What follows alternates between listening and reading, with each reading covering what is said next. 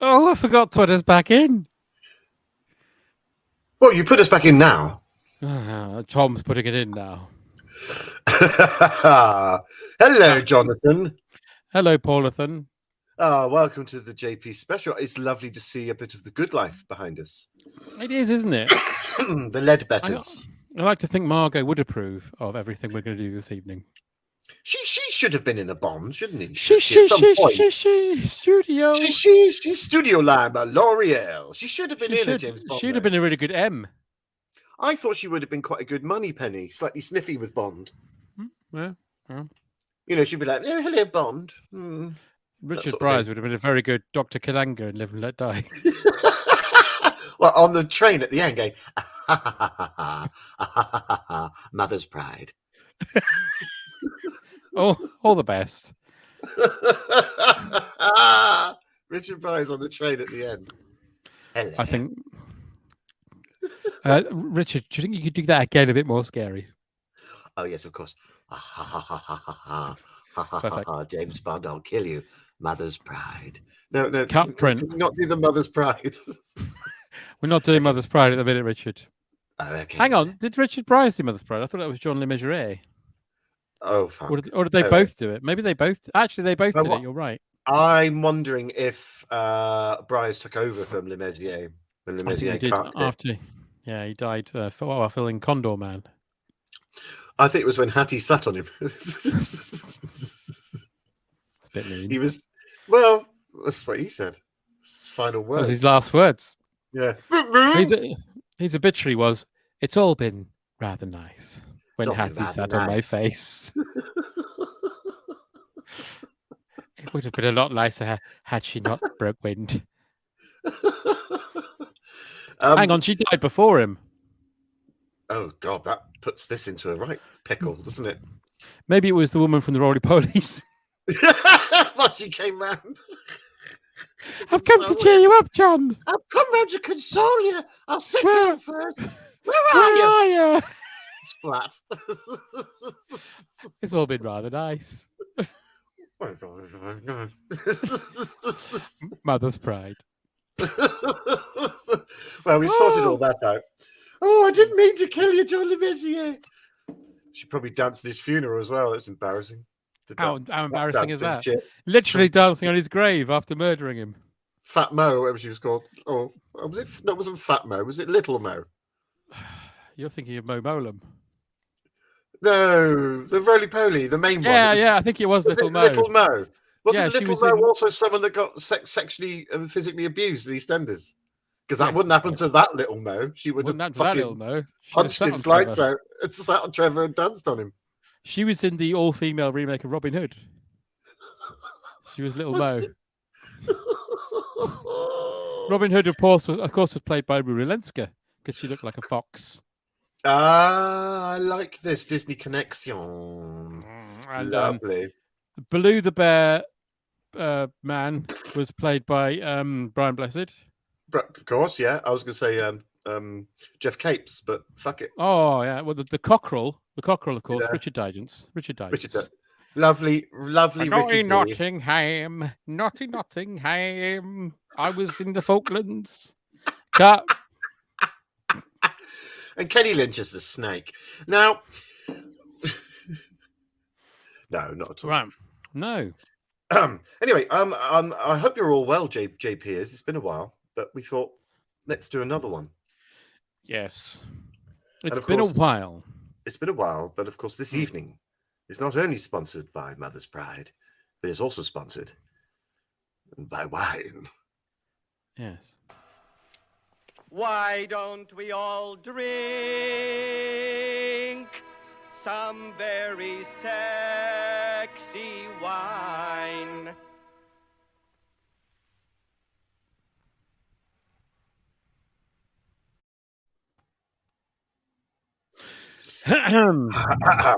So I'm drinking a cheeky little Merlot, a very sexy wine. I've got a cheap bottle of Budweiser because it was on offer. Oh, dear. Well, you'll be moving on to dirty, filthy, sexy wine soon, won't you? I've got some Pinot Grigio with an O in it, made by the Polo people. It's a menthol wine. Me and G love it when we go to Fortaventura. I say to the waiter, hey, senor, have you got any of that mint wine? Got that minty wine, because when I blow off, it smells lovely. I throw up in the morning and it sounds like someone sprayed Febreze. That's all we got time for on the holiday program. Sponsored by Mother's Pride. Judith Chalmers does it with farmers. Good night.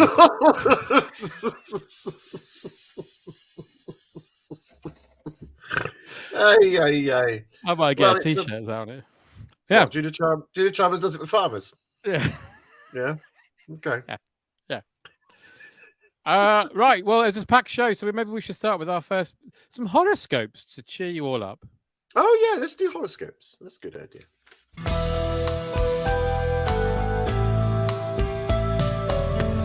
Ruled by the moon high up above,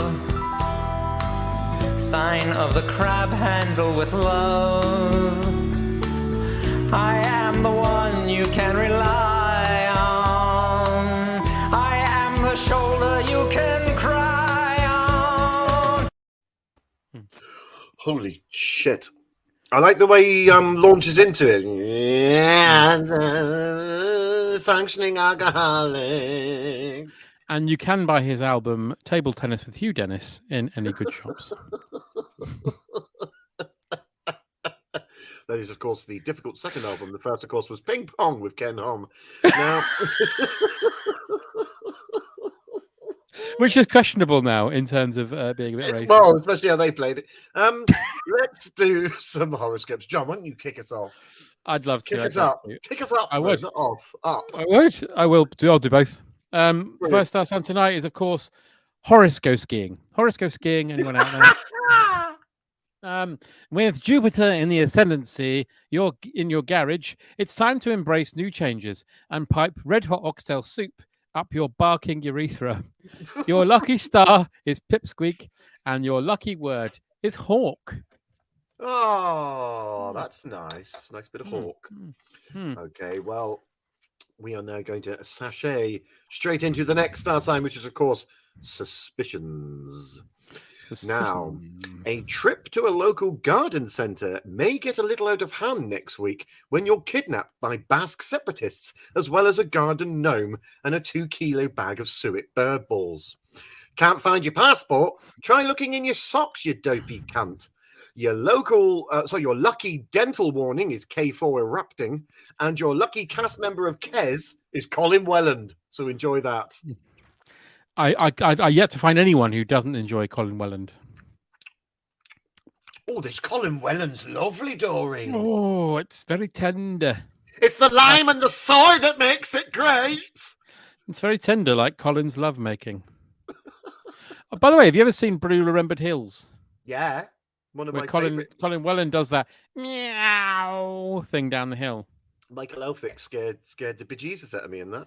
Oh God, it's a horrible ending as well.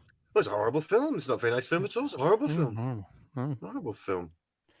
Put that on the poster. My star sign is a horrible film. Toilet. Toilet, yes. In some ways, today could seem like a day of reckoning for you. You might look in the mirror and see things you really aren't happy with at all. If this is the case, why not drive to the Isle of Sheppey and get a tattoo of a dog's arsehole on your face? It's so often the answer, isn't it? So often the answer. Sometimes you must always read the small print when you're applying for a mortgage, because you may well end up with a tattoo of a dog on your face. So keep an eye out there. That's a top tip. Taylor's old as time. Arsehole on your face. Tattoo of an arsehole on your face. Take home tattoo of an arsehole on your face this Christmas with Disney. Had too many wines. Anyway, let's move on to the next star sign, which is, of course, Medusa. Oh, snaky lady. Snaky lady. Now, Medusa, it may be time for you to take an eye test, because instead of coming home from Asda with a jar of coffee and a pedal bin, you actually buy a partially chewed toffee and some admin.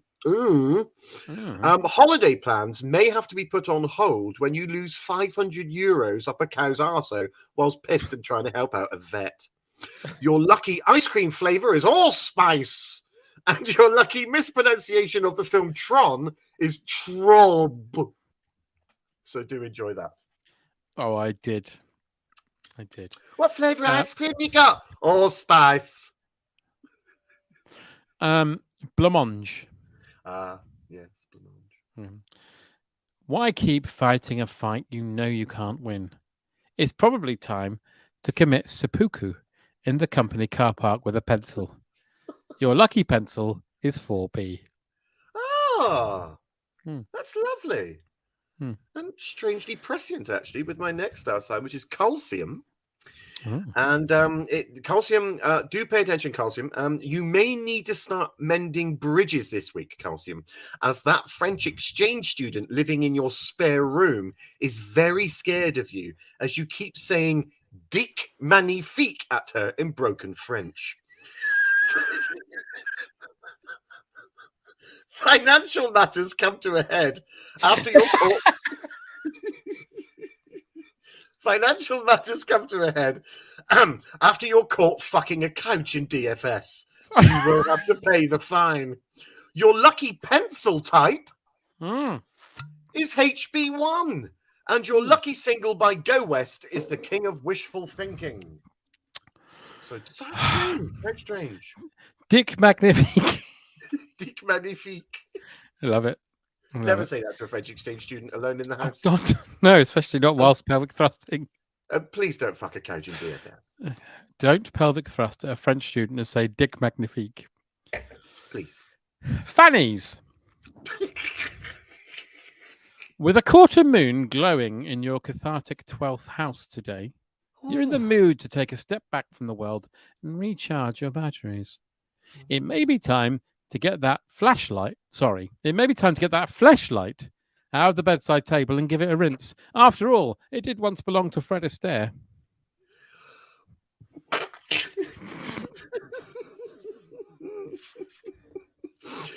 Well, moving on, of course, to fog. A recent fungal infection may well pay dividends, as the swelling on your toe looks exactly like Malcolm X. Do not go out to your friend's murder mystery dinner party next week, as there will actually be 2 murders. Your lucky harpsichord maker is Robert Deegan, and your lucky conspiracy theory is 9/11, sir. 9/11. It never happened, sir. An old mule can't melt steel beams. Sorry, what? You can lead a horse to water, but you can't make him paddle. Never has a wiser word been said. Too many cooks fucked the soup. Well, I don't know what the... A bird in the hand is worth 3 copies of Tron. Bird in the hand is illegal. Let them go. That was a public information film on behalf of Birds in the Hand. Brought to you, of course, by Mother's Pride. And Domestos. Right, next one. Painter and decorator. Painter and decorator. Cup of tea, up your cock, 5 o'clock. You can set your watch to it. It's beautiful. Yeah. And finally, by me, it's Rumbelows. Why are you dressed as a lion inside Halfords, you dopey prick? And why is your car full of fucking apples? It's time to fess up next week before the men in white coats cart you off to the booby hatch. Booby hatch? Booby hatch. Your lucky Star Trek planet is SETI Alpha 6, and your lucky cameo appearance in Channel 4's Desmond's is Pauline Quirk. I was always a fan of pork pie. That's what my friend's nan called meatloaf. Yes, that's right. Jurassic Park 3. There's a dinosaur wearing a bra. Why? It's time to confront your fears and ask it. and ask it. Yeah.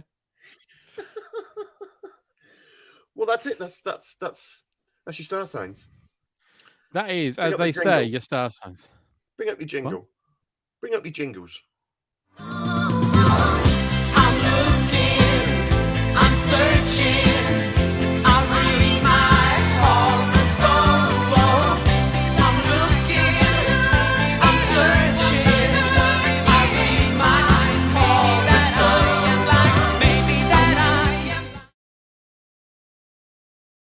Maybe that that wasn't short, me wanking people off. It's a bit short, that one. Making several people off.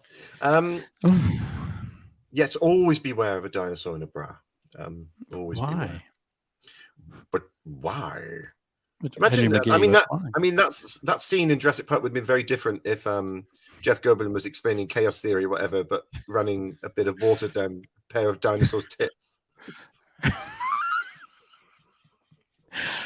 What you don't understand, Mr. Grant, is chaos says this dinosaur wears. Is that your Jeff Goldblum? Shush. Brilliant. Oh, I want to hear more. It's amazing. Well, what you don't understand, Mr. I have to start again. What you don't understand, Mr. Grant, is that chaos says that this dinosaur would one day wear a bra. And here it is. The dinosaur's wearing the bra. It's here. Bring in the Barney and tiny purple dinosaur with the butt plug. And scene. And scene. I want to hear your That Jeff was my Goldblum again. It's like being in the room with him. What you need to understand. What you need to understand, Mr. Grant, is this dinosaur is. Chaos suggests that this dinosaur one day will be wearing a bra. It's like doing a show with Peter Ustinov, the master of accents there. What you need to understand, Mr. Graham, is a chaos suggests that one day this dinosaur will be wearing a bra. I'm the American Arthur English or Columbo. Well, that was your horoscopes. Shall we have a little look at some of the comments from the lovely listening and or viewing public? Well, Tim Coleman says, "Don't move. Its vision is based on cup size." Oh, yeah. Sometimes you have to wonder which of these two is a professional actor. You're quite right. Well, it's Paul. It's Paul. Right. Oh yes, gosh, yeah. I've been in one thing. Dick Magnifique is always the best private eye. Inch high private eye, Dick Magnifique. Oh, look, Tim Coleman's provided some context. Blue Remembered Hills. It's about a group of 7-year-olds playing in the Forest of Dean. Yeah. It ends abruptly when one of the characters, Donald, is burned to death partly as a result of the other children's actions. Yeah. What you also need to know, for those who have never seen it, is adults playing kids. That's what adults makes it. You got Michael Affleck, Colin Welland. Is it Helen Mirren, or am I imagining that? I can't remember, but it does. It has Mirren's paws all over it. Oh, but as you say, Affleck is genuinely terrifying. It reminds me of one of those, like when you're a little kid and you actually see the film of Lord of the Rings or read the Lord of the Rings, Lord of the Flies, of course, and you read the book or the film and you're like, children die. Oh, yeah. Children always get away. It's just the fact that it's grown adults playing children that makes it just so uncomfortable and squirmy. Mirren correct. That's not what you hear. Not what you want to hear when you go to the doctors, is it? I'm afraid I've got your results, sir. It's Mirren correct. There we go. Look, Lizard Monkey says dinosaurs destroy God. God creates bras. Men wear bras. Women wear bras. Women destroys men. Dinosaurs destroy bras. What I'm saying is, would you like to see my bra? Tim says Elphick is in it, which is something of a boon. Nice. Also, when the dinosaur's coming, do you see a boob in a bra slightly wobble? Yeah. And you know who's playing that dinosaur? The lovely Linda Barron, who passed away recently. The lovely Linda Barron, who left us. She was the Gladys Emanuel-saurus. She was the really big one with the teeth. Yeah. His vision's based on movement.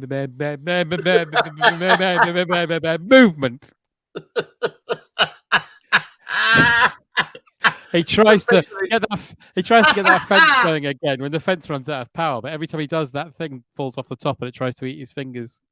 That's what makes his tail go mad. That's at the end of Jurassic Park. It's just that the T-Rex, and then it wanders off, and then suddenly the camera goes down, and it's Arkwright. Well, it's been a funny old day. He's putting everything back. And then it ends with.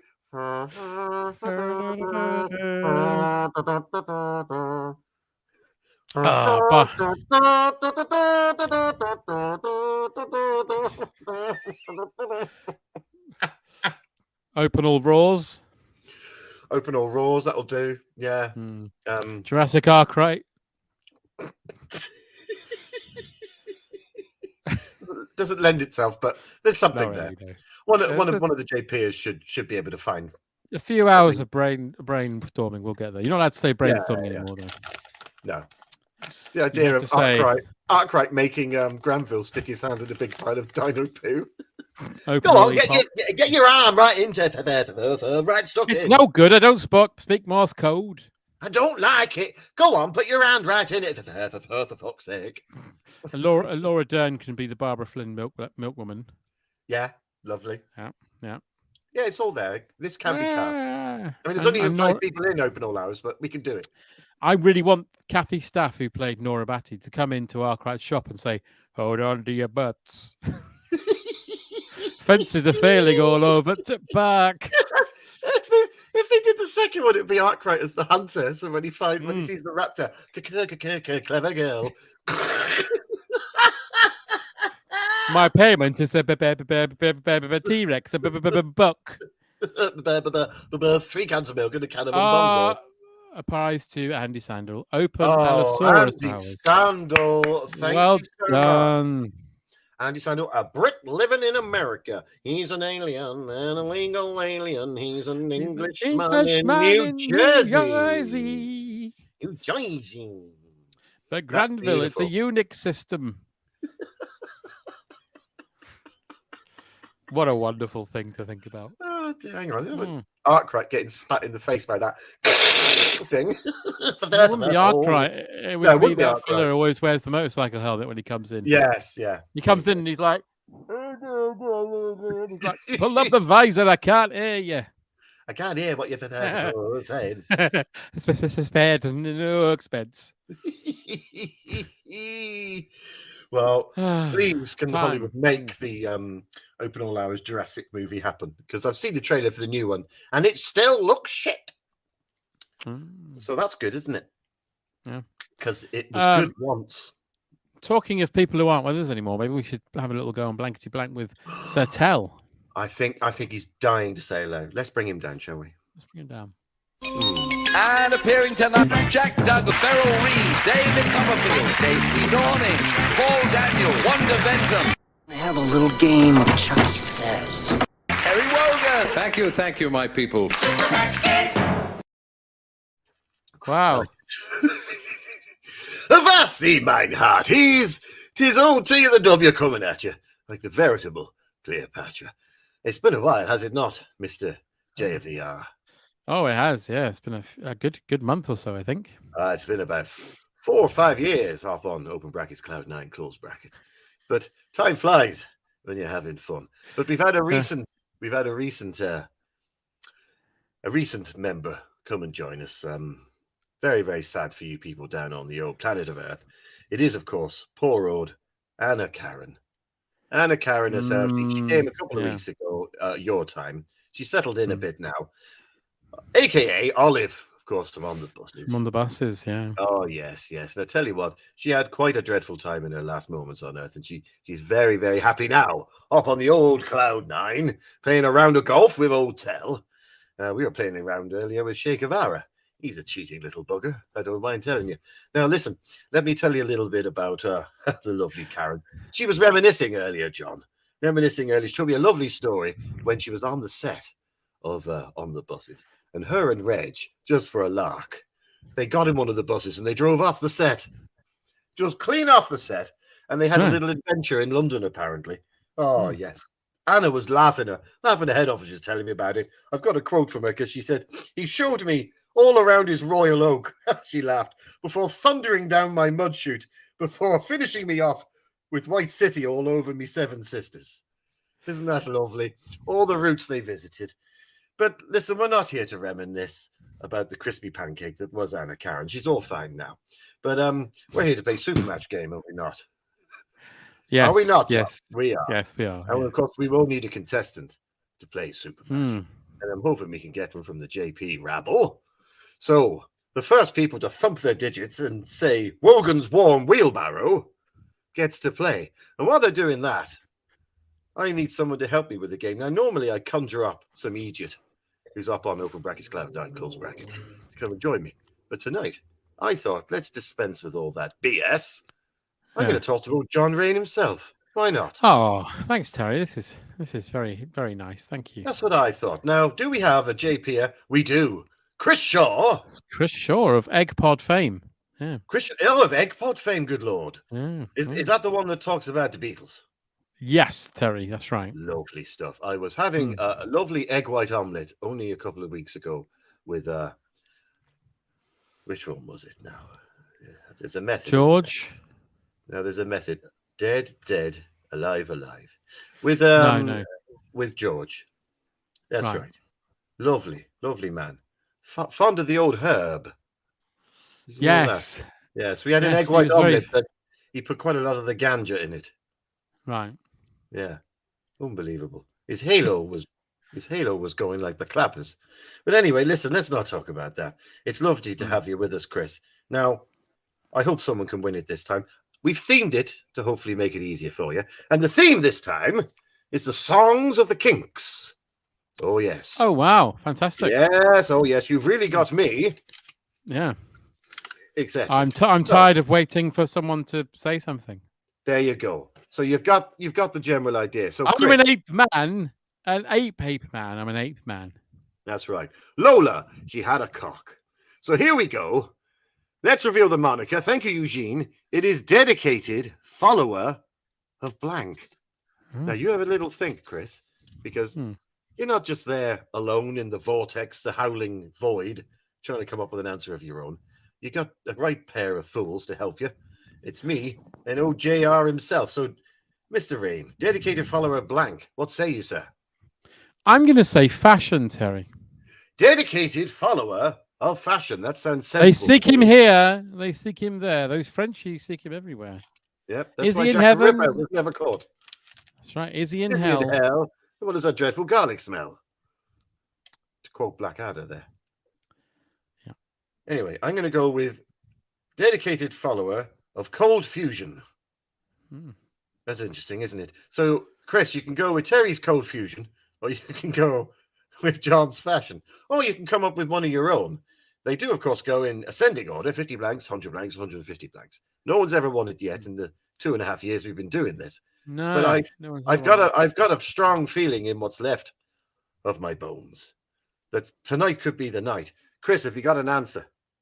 Not yet. Not yet. All right. Well, while he thinks of that, I'm just going to grab one of George's special cigarettes he left for me. You know. Chris is saying I'm going with cold fusion.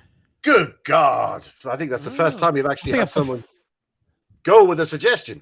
Yeah, Chris, I hope that since you hitched your wagon onto Wogan's Star, that I can take you. As Ray Davis once said, don't stab me. He did say that. That's written in law. So let's find out. The third most popular answer for 50 blanks. Let's find out. I have to drop the mic because I can't rip things off and hold me mic. It's hopefully we can still hear you.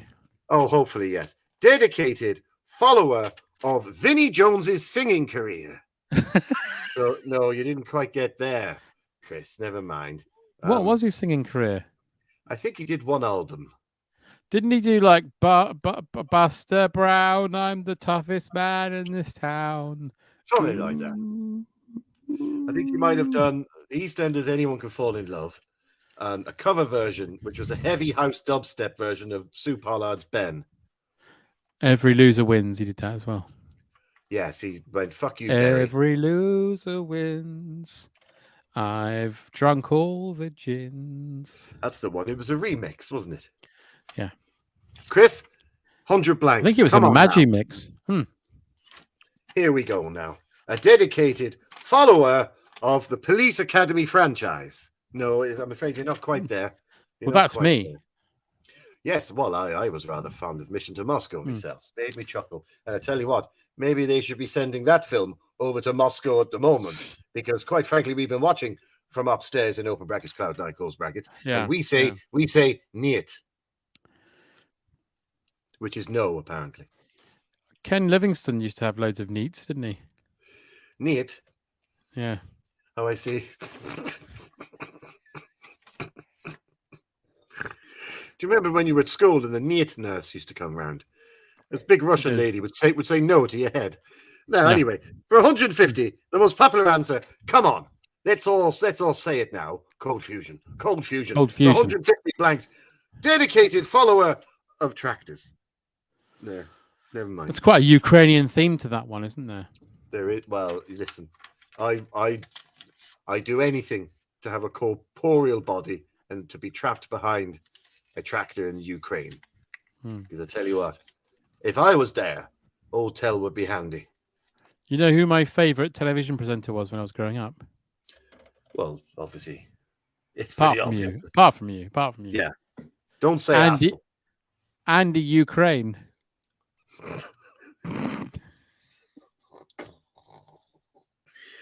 Next time, get Hey. a guest. Hey. Next time, get a guest. Well, listen, you haven't done it there, Chris Shaw, but thank you for playing. Yeah. We're going to be back a little bit later on. I'm off to meet Anna. Actually, we're going to go and have some pie and liquor, and that'll be fun. But I'll be back later. She'll have the pie, and I'll be covered in liquor, and I'll see you all a bit later for another Super Match Blankety Blank. But until then, all O'Tell can say is, "Ooh, Avanti!" Jack Farrell, David, Stacey, Daniel, Wonder.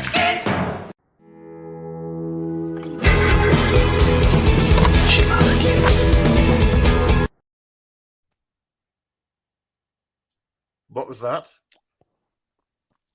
I think I was a sex doll. Is that Lars and the Real girl, that's it, yeah. You're the real girl, John. Oh, I know. John, you've always been my real girl. Oh, now we're finding out. Dear. Well, thank you as ever to the third wheel of the JP special, which is of course Mr. Tim Coleman for all. He's basically the George Martin of the JP special, isn't he? He's the Kenny Everett, isn't he? Of Joy, really. And we thank him profusely because he didn't have much time to knock all. Oh no! It was very last minute. I literally messaged you Monday, Tuesday, and said Tuesday morning. Tuesday morning, Yeah. and then I messaged him and said we're going to do one, and he said, as long as you wear your sneeze guard. And I said, no, not like that. He said, look, I've got a patient here at the moment, and you went, we really do need these Vox Pops, and he went, oh fuck the pig, and got on with it. Yeah, people don't realize that Tim is actually a top Harley Street doctor. Top Harley Street ear, nose, throat, and vagina vet. No, sorry, he's a top Harley Davidson doctor. So yeah, sorry, he doctors Harley Davidsons. If you steal a Harley Davidson and give it to me, he doctors them. He cut and shuts them with a moped. Many people don't realize this, that Tim Cohen wrote that song like meh, meh, meh, meh, meh. I don't want you meh, meh, meh, meh, meh, to be my bee, the Diet Coke song. Don't want you to be my what? To be my bee.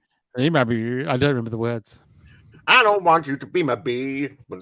I just want you I just want to drink soup off you. I just want to have fingers and tops with you. I just want to pour soup on you. Hot soup. They have the canoe. I remember those. Yeah, the canoe. That was great. Nor not the canoe. Right. So it's right. Time is marching upon us. So it's time to move on to our next feature. What's our next feature, John? Well, it might take you all by surprise because some would say it was unexpected.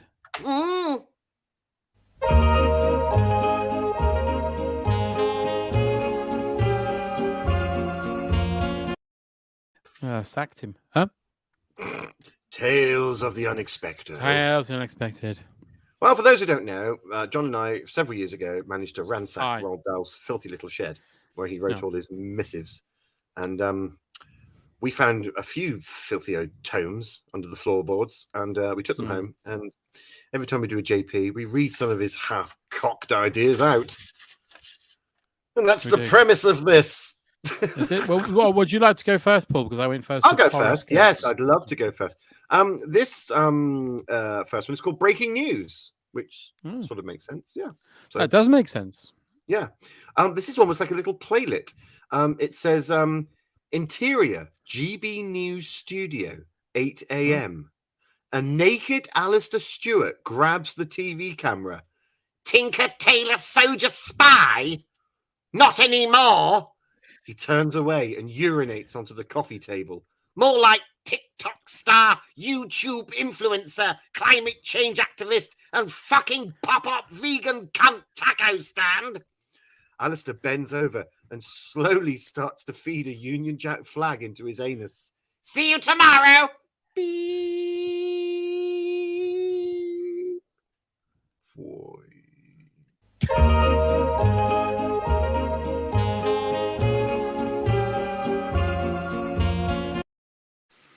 Chilling. That's terrifying. How did Roald know that GB News would be a thing? He was a visionary. He was like H.G. Wells. He was, yeah. This one's called Phone Home. Phone Home. That sounds a bit ET-ish. Yeah, okay. Telephone repairman Bixby Sexual was near to clocking off for the day. He was installing an extension in an old abandoned spooky mansion, and his work was almost done. As he walked down the ladder and rolled up his wires, he heard a spooky sound, almost like a child laughing. He looked around and no one was there. He thought nothing of it until it happened again. And again. And again. He then gathered his things hurriedly and went to leave. But as he tried to run out of the front door in a panic, his blood ran cold. He realized, to his horror, that he was right up a demon's arsehole. Oh, cold.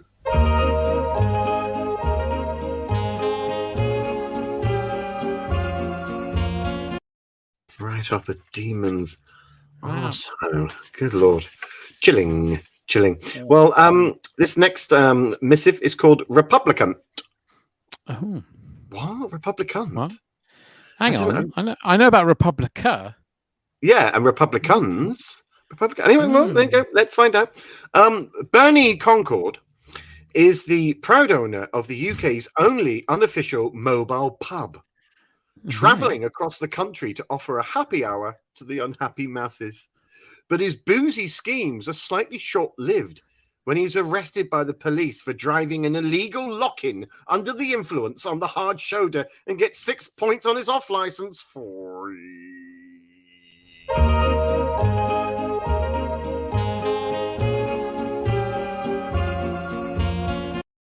Boy. Oh, that was terrifying. Terrifying.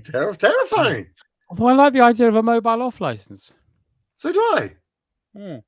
Isn't that just you in a car with loads of booze? Yeah, I think you get arrested for that. Yeah, I think you get arrested for that. This one's called Le Crunch. Le Crunch. Le Crunch. Magnifique. Dick Magnifique. Dick Magnifique. Apple out farm. of here. Sorry, go on. Apple farmer Brian Jugs Out was in his orchard gathering the fruits of his labour when a strange figure appeared to him and asked him if he would swap all of this for a life of sexual depravity with Marilyn Monroe. Brian didn't even think about it and instantly said yes. The strange figure clicked his fingers and told him his wish was his command. Unfortunately, that figure was the devil, and Brian ended up having a life of sexual depravity with Barry Munro, loser of the Grand National in 1997.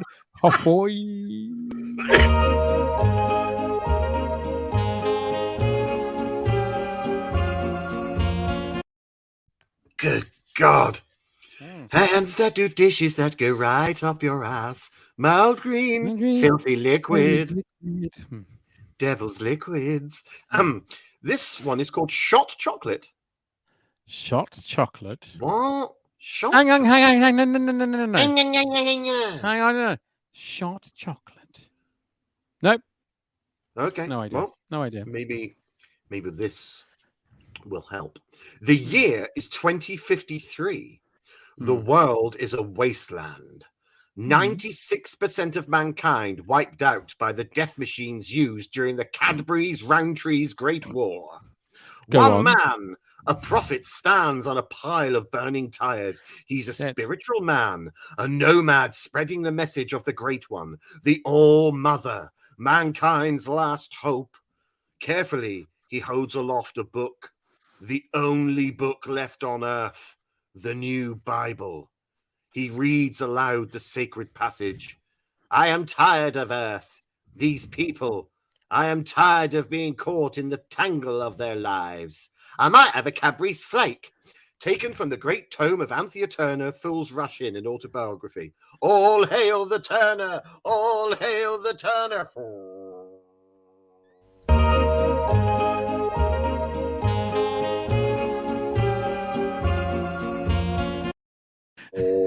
Cortina. Yeah. Wow. That went into all sorts of places.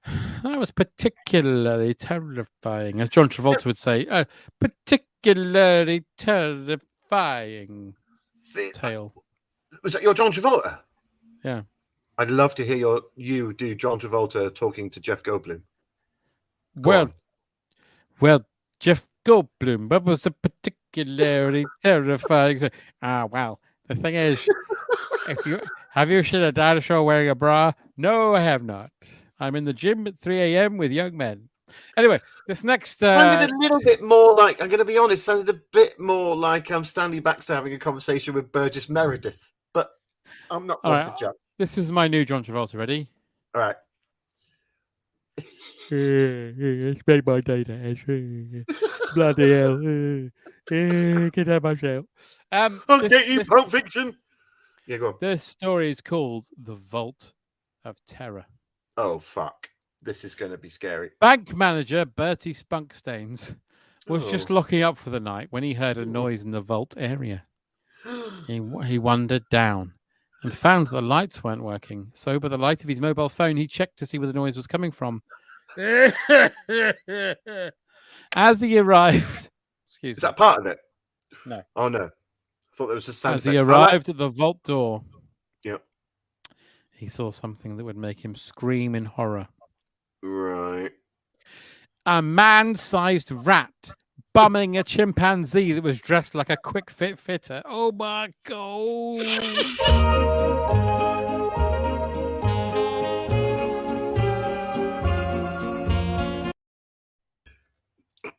I like the fact that he went to the vault area. Yeah. Yeah. It's the area around them. Beautiful. The area around the vault. The area of the vault. Yeah. The area in which the vault is placed. That's where it lives. That's where it lives, mate. Hello, are you in the Bank of England? That's your vault, mate. Yeah, it's down by the vault area. That's where it lives. Yeah. Listen, I've been down your vault area. That's where it lives. Is that John Travolta? Yeah, that's my John Travolta. That's brilliant. All right, mate. Do you fancy going down and having a look at my vault area? Be lucky. Yes, we I'm the king of wishful thinking. Be lucky. That's me, John Travolta. Anyway, Roald Dahl wrote this. Bertie bots every flavoured bender. What? I don't even... What? I mean, that's offensive, Roald. Well... all-round wrong'un, you know the type, he's on a special list, goes to Harry Potter World to get his jollies looking at teenage boys, but instead finds himself inside Azkaban of sorts. After the sorting hat declares him a filthy nonce, he gets kicked in the bollocks by Buckbeak, and his Patronus is revealed to be Jimmy Savile in a Chinook helicopter made entirely out of money and dicks.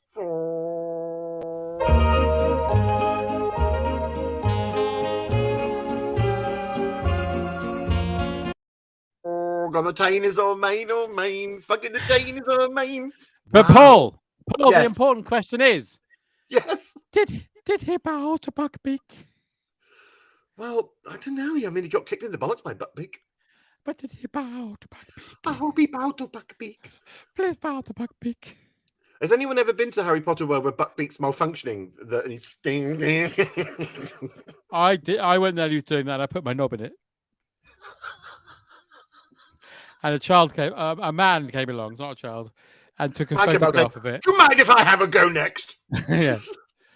Is this a cue? I'd like to be blown by Buckbeak. Anyway, I'm not, and I said to him, I'm not blow Buckbeak. I bow to him. Anyway, this one's called Note to Hell. Note to Hell. Composer Herman Sausage Wallet was just putting the finishing touches to his new composition in E flat, called This Is What the Devil Looks Like, when he suddenly realized he invented a new chord. But as he laid his fingers down and played it, the gates of hell opened in his kitchen, and 567 demons went right up his arsehole.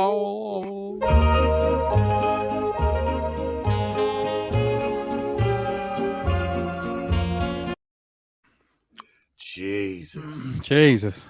Ay, ay, ay. That's scary. A cold chill. But Paul, did you bow to Buckbeak? But Paul, did you take to pow to Buckbeak? Did you bow to him? Did you to pow to Buckbeak to pow? He is a classy creature. He is, but I reckon you could get him on the sauce and he'd be like, fuck all the bowing boys. Just touch me knob. My final missive by Mr. Roald Dahl is called Offside Fool. Offside Fool. Hang on a minute. Hang on. Let's think. Hang on. Right. Offside Rule. Offside Rule. Offside Fool. Offside Fool? No. Okay. Well, let's find out. Shakira Vagisil visits her ailing uncle. Time is running out, and he has left everything in his will to bisexual pangolins for charity. Despite his dementia, he gives her an envelope. I'm leaving this special stuff for you, he croaks. 24-karat gold, my darling. 24-karat gold. And that night, he passes away.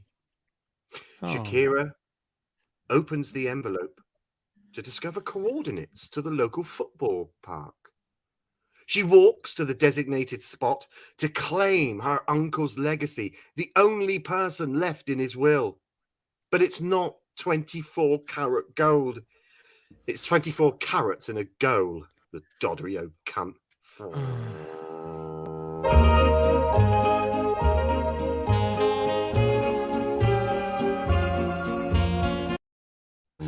Very, very bad man, Jerry. Okay. Last one. This one's called. That was the last one from you, right? Yeah. This is the last one from moi. Mm-hmm. This one's called To the Max. To the Max. Okay. Yeah. Okay. Corporate CFO Max Colostomy was closing a huge deal with America. Wow. He slammed down the phone and whooped like a cowboy as he imagined the commission he would receive from this massive corporate piece of business. Yeah. He decided to snort some cocaines in the toilet and maybe even smoke a marijuana. Wow. He went in a toilet cubicle, rolled up a £50 note, and began to get some cocaines out. Suddenly, the toilet door was booted down, and Max's blood ran cold when he saw who was standing there. It was 5 bank robbers in a car.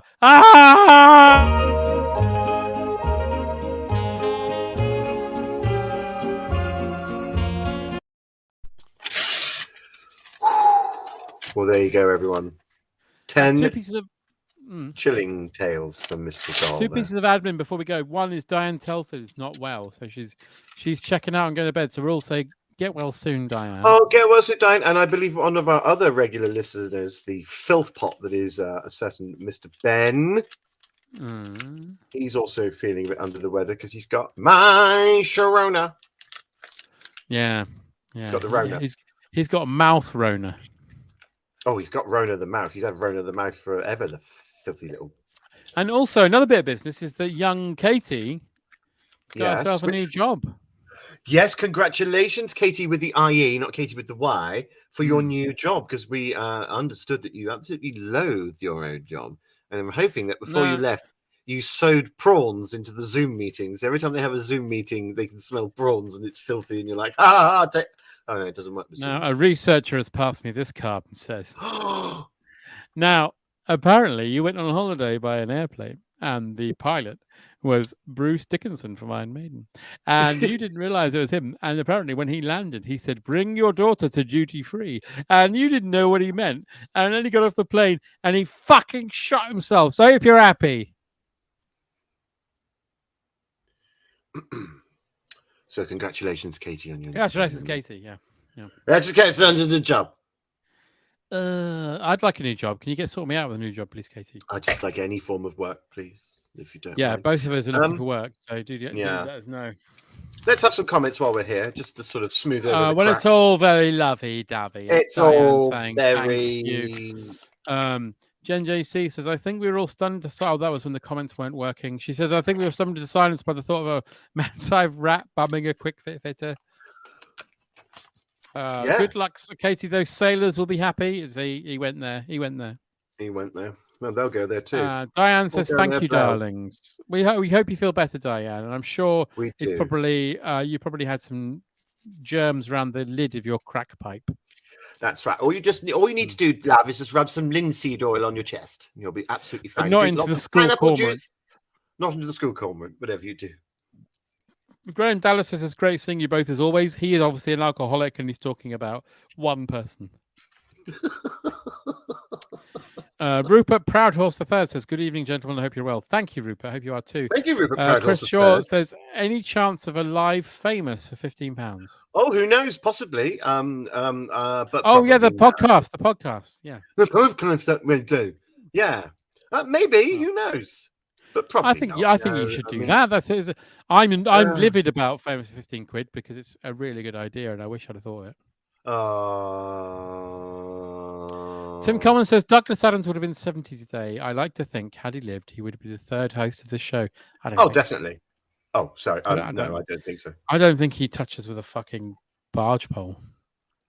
No, I think we're a bit too uncouth. He'd have his own podcast called 42. Yeah. It'll be all about the meaning of life, but in a humorous thing. It'll be him and John Lloyd. It'll be 40 poos, all the toilets they visited. Him and John Lloyd going... Actually, that's pretty good. Hang on, I'm going to write that down. 40. Him and John Lloyd saying, Paul Richard and John Rain travel the country doing poos in 40 different locations. That's actually a good idea. It's a really good idea. I'm going to write a really good idea. It's coming up to the top of the hour. So before we, because we're obviously, because it's... Top of the hour to you. It's a regional show, so at 10 o'clock we do need to hand over to our crime team. Yes, we do. Well, before that, we'll have a look at some more comments. Michael Winks, dry throat. He says, love you too, magnificent bastards. Thank you, Michael. Oh, bless you, Michael. But yeah, it's time to... Oh, yeah, I can listen to hours of Paul giggling at drag queen names. Oh, yes, that's Famous £15. Katie says, thanks all. That's all right. Tim Cummins says, you don't mention podcasts, you're only upset Marcus Brigstock. Marcus Brigstock uncovered some... He's like a bit of a Woodward and Bernstein because he uncovered the podcast with people talking. Boy, what a scoop, he said as he listened to one. I'm Sherlock Holmes. I got nothing against Marcus Brigstock. The trouble is, neither of his other leg. Wow. Was that another Tales? No, it's fine. Katie says, I have to leave soon to pick up my daft husband from a Napalm Death gig. Katie, let him get home. Let him get home himself. Making you the designated driver. What a wacky couple. They're like Fresh Fields, aren't they? Yeah. Not French Fields. Not French Fields. No one watched French Fields. Is there a cheese toasty made for him? I'm just reading out everyone's comments. Yeah, just come on. That's the oh, dear. I'm all right. It's just that all the fences have failed at Open All Hours Park. Sounds like you got tuberculosis. I think I've got a very dry throat this evening, and I don't know why. Oh, you want to keep drinking wine? I do want to keep drinking wine, and I've got another beer in the fridge as well, so I'm all right. Delicious wine. It's since I quit smoking. That's the problem. Oh yeah, it's all coming out. It's all coming up. Yeah. Yeah. Jen JC says something farty too. Yeah. Yeah, that'll do. Katie says I'm stone cold sober. Wasn't he a wrestler? Don't do a comic Tommy Cooper, John. No, I'm fine. I've just got a dry throat. That's all. No, we don't want a who died today. Martin Barrett says, I bet you won't read this out. No. I bet you they won't play this song on the radio. I bet you they won't fucking it. You can't say on the radio or you can't even say I'd like to you someday. One day, even if you're a doctor with a very large. I bet you they won't play this song on the radio. That's how he says radio. I bet you they won't even in it. The director is a Kingo program director will think it's a load of horse. That was the bit. What was one of the B-sides when they re-released "Always Look on the Bright Side of Life"? Yeah, and about 30 years ago, around this time. The other one was "I'm So Worried." Now, I'm so worried. My dad at the time clearly had undiagnosed anxiety issues. Right. My mum and I would find it very funny when that song came on because we'd pointedly sing it at my dad because he was worried about everything. Oh no! I think that's a gross misunderstanding of mental health. Yeah, it really is. Yes. Yeah, I remember driving in the car with him and laughing and singing that song in his face. Did you not? So worried about. It's like. Did you not see the signs every time you got in the car with him? He was driving to Beachy Head. Oh, I didn't look at the signs. What kid looks at the signs when you're driving? I saw the signs. It opened up my eyes. Off Beachy Anyway, Head. I it's saw time the to. who's going to be the next guest on Weezing, or is it a secret? What? We don't know. We do know. I opened up my eyes, Beachy Head. I saw the signs. Life is demanding without understanding. No, we do know, but we haven't done it yet, so we'll announce it when it's bedded in. I used to be a drag queen known as Patsy Can't Sit because of bumming. Thank you, Rupert. Proud I'd just like to say I didn't say that. I just laughed at it. And our first speaker today at the Royal College of London is Proudhurst III. I wonder if there's something to be said for not drinking for a while and then drinking wine and feeling quite drunk at 9 o'clock. Oh, I wouldn't know what that means because I drink daily. I drink for a while. Was going to ask Colin Baker. Hang on. Was going to ask Colin Baker. Hang on, in Claire's voice. Was going to ask Colin Baker when seeing him at the BFI to be on Weezing Grooting Sound, but then I couldn't be arsed to Jason McIntyre. Then I ended up tossing off all of the family-ness. You can rock it, you can toss it, you can go to Timbuktu. But you'll never wank off Nessie on the moon. Anyway, it's that time. We have to hand over to our regional team, so we'll see you in a little bit. I think we're going to go over to the London office of the police. Not popular at the moment, but they're doing their bit. Doing their bit.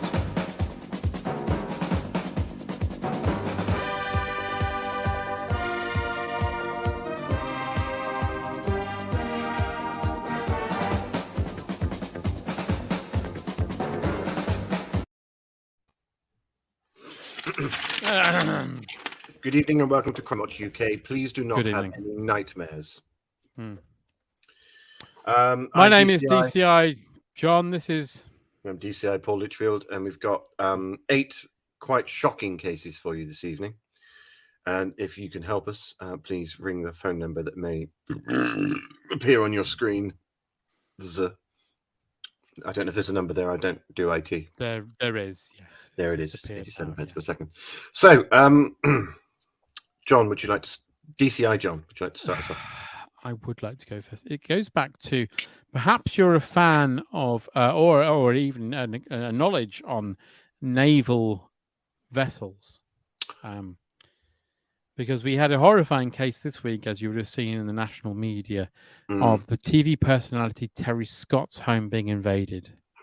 Now, Terry was found by police with a ship in a bottle up his arsehole. Now, we're looking for any witnesses that may have seen intruders, that may have seen anyone buying a bottle in a glass. Sorry, a ship in a bottle, not a Tommy Cooper, in the last week. And Terry is said to be doing okay now, obviously slightly traumatized by the events of Saturday evening. So if you do know anything, give us a call on the number below. Thank you. Thank you very much. Are there any fingerprints on the cork or around Terry's anus? There are a few, but as you can see, the bottle is quite vast, so it's been a bit of a difficult task to get all of them. Absolutely, and I believe that the ship itself may well be a schooner. Is that correct? That's right, yeah, and it was believed that it hasn't been on the sea since June.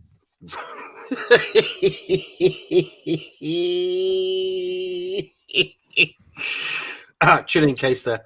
Well, let's move on now. Perhaps this can jog a few people's memories. Police in Shropshire would very much like to talk to Dr. Theodore Plimsoll, a celebrity plastic surgeon, last pictured here listening to a shell.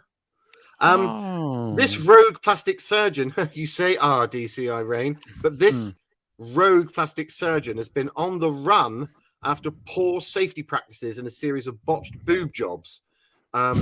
Dispensing, of course, with the traditional silicone and instead using blue tack, silly putty, socks, and in one case, a litre of frog spawn and a Kinder egg. So if you can find him, please do not approach him. He may well approach you with his arms out like that. Oh. Any luck in finding the makers of the eggs?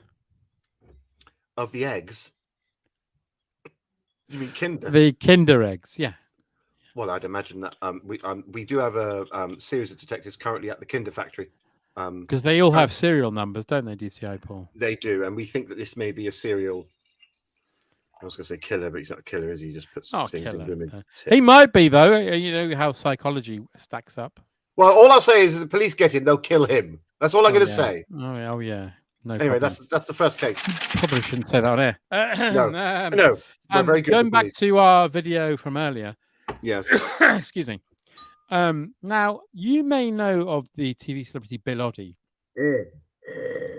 Now, he has had a tough time because someone, knowing his love of birds, we feel there may be some sort of personal vendetta at work here. Bill was quite reluctant to come forward with this, but it is actually preying on his mind. Right. Someone has genetically modified a robin to have a giant penis that bothers him every day.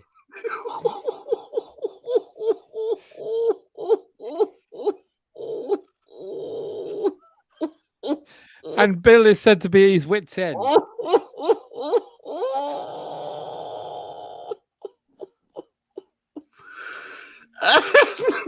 And DCI Rain, does the penis visit him on a daily basis?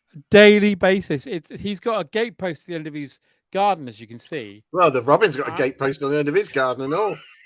The robin appears on the gatepost every day at 9:05, and Bill sadly has to witness it happen. Now, that robin has quite an erect, enlarged penis. That does look like an ideal perching spot for a smaller bird. Has that happened? Yeah. Now, it's difficult because birds don't traditionally have penises, so we're having trouble tracking where this bird came from. Because I have heard Sorry, I'm just getting a message now, DCI Rain, that earlier this afternoon, Bill was horrified to find the robin standing proud with two blue tits on his penis. Right. Well, that's disgusting. That is disgusting. That is absolutely disgusting. Please, if you can. So, if you're doing anything, just give us a call. If you're doing anything, just call us. Yeah. Thank you very much. Please. Thank you. Thank you. Well, we now move on to international waters very briefly, but still very much involving boys in blue, because Italian police and Interpol need your help to catch a group of jewel thieves. who are originating, we believe, from the UK. Now, their latest victim was actually Sophia Loren, pictured here. Oh, God. Yes. What's happened to her face? Well, she is devastated after the loss of several important pieces of jewelry, including a tiara that was given to her from Peter Ustinov on the set of Quo Vadis. We asked for a quote from Miss Loren, and she said, "Peter Sellers was an odious little man," which, of course, is no real bearing to the case. Not really. So, no. if you find any jewelry in the Hatton Garden area in London, then Sophia Loren would very much look how upset she is here. She would very much. She looks terrified. Terrified. She'd very much like any help, and she will offer a reward of a Campari and a Blowy. Wow, get in touch. Now, talking there is a bit of a thing this week, as you know. Talking about earlier on, talking about, as you know, we talked earlier about home invasion. There's been another home invasion case this week. No. Oh, no. Again, featuring quite a high-profile person. Right. Now, I don't know if you're aware, but there's a man called Alec Callender who is in the TV series May to December. Was that played by Anton Rogers? That's right. Yeah.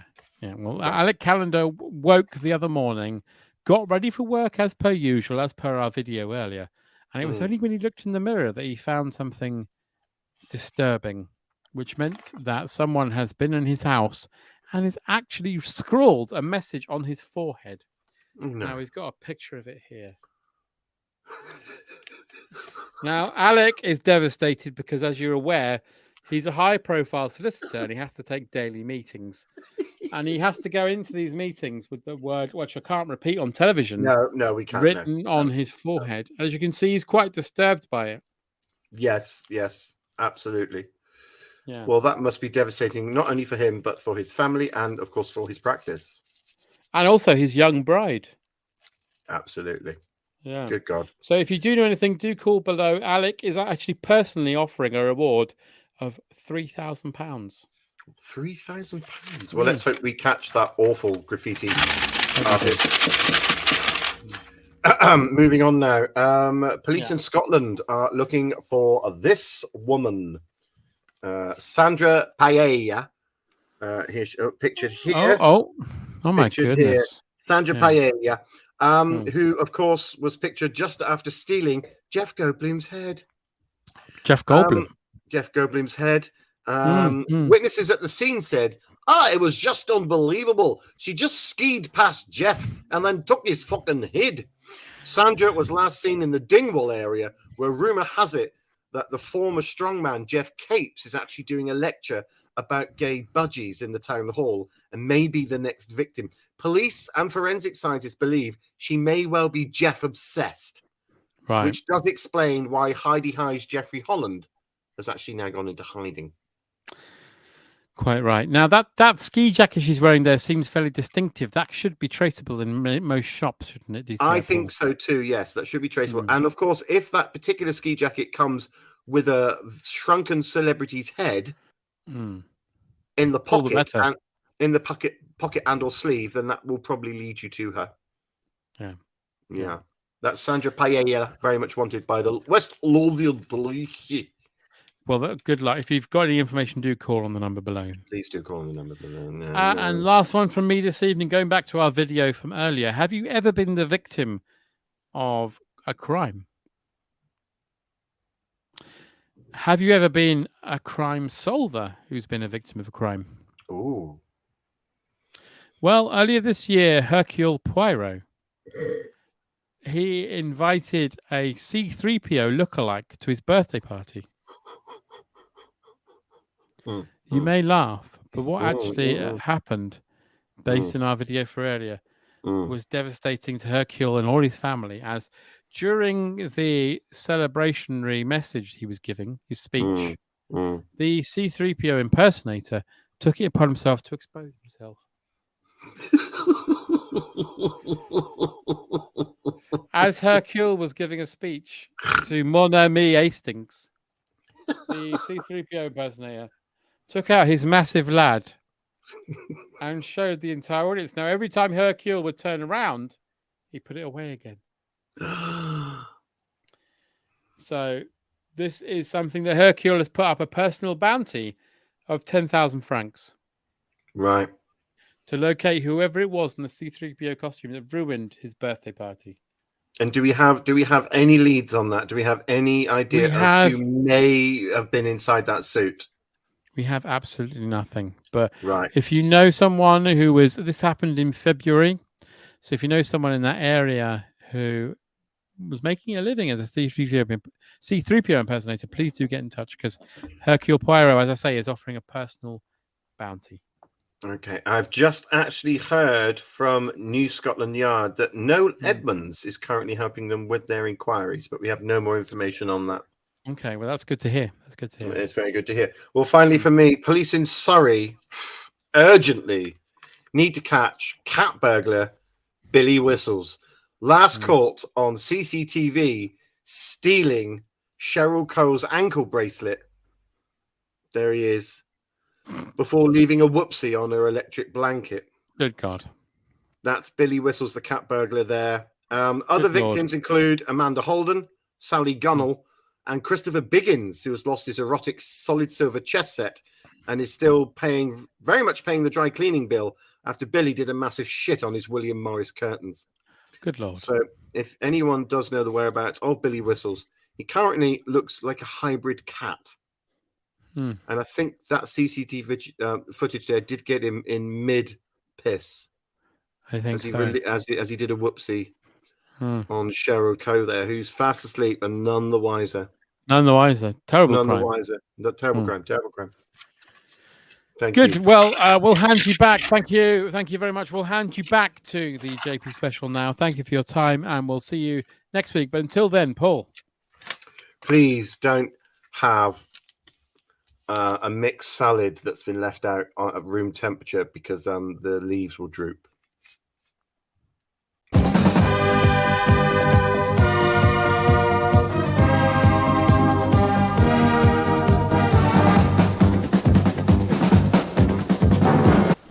Don't you just love being in control?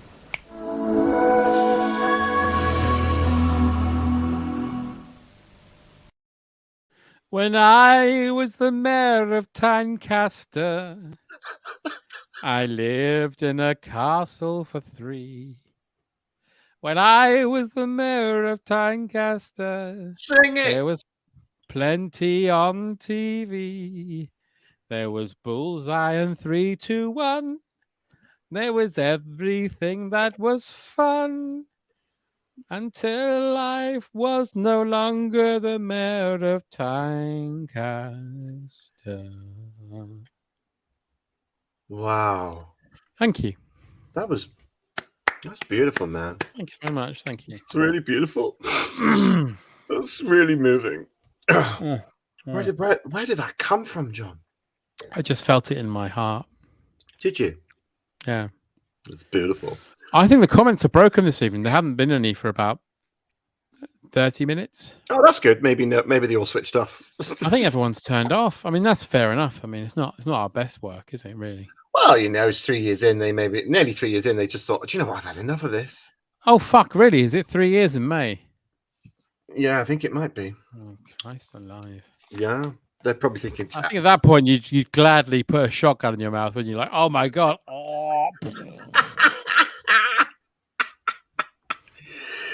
Well, we will press on regardless, even if it is to nothing, just the empty ether of the. When I was the mayor of Tyncaster. This might be the reason why they. Yeah. When I was the mayor of Tyncaster, I went to my local menagerie. I picked out some parakeets. She said, "How much would you like?" I said, 3. I took the parakeets home to my aviary. I placed them up on their perch. They all looked at me rather mournful, so I didn't search. So I did my angry word search. I spelt fuck off parrots, you bastards. I spelt fuck you, you parakeet swines. I picked up the squawking behemoths and I kicked them into the River Tyne. Thank you. That's beautiful. Oh, Tim Thomas says it's 2 years in May. Oh, all right. Pissed all over I that. think Bill Oddie's Robin was in the 3PO costume at Poirot's party. Well, it could have been. Good Lord. He must have been on some sort of stilts. Or crime in your area. 3PO with a rudimentary pulley system. Paul is there's crime in Paul's area. I'd love it if Breaking News Frequencies managed to fuck up and the JP Special was on the emergency bandwidth. Wouldn't that be fun? Tadcaster is a market town, the civil parish in the Selby district of North Yorkshire, which elects a mayor on an annual basis. So there you go. That song's accurate. Thanks a lot. Thanks a lot, Spock. Thanks a lot, the baby from V. Good evening. Welcome to That's Me with the baby from V. This week I'm talking to Jar Jar Gabor. Thanks a lot, the pigeon from Octopussy that does a double take. Nah, it's Moonraker. Moonraker does a double take. Octopussy's got the crocodile that Roger Moore lives in. Oh, yeah, that's fair enough. If I was the mayor of Tadcaster. Yes. Let's not do that again. It's a 20 past. It's a 20 past 10. So what have we got next? Shall we go to Blankety Blank again? We got we can. Oh no, we got sitcom ideas. Do some sitcom ideas. Sitcom ideas, for God's sake. Let's do that. Hey, I've got a sitcom idea.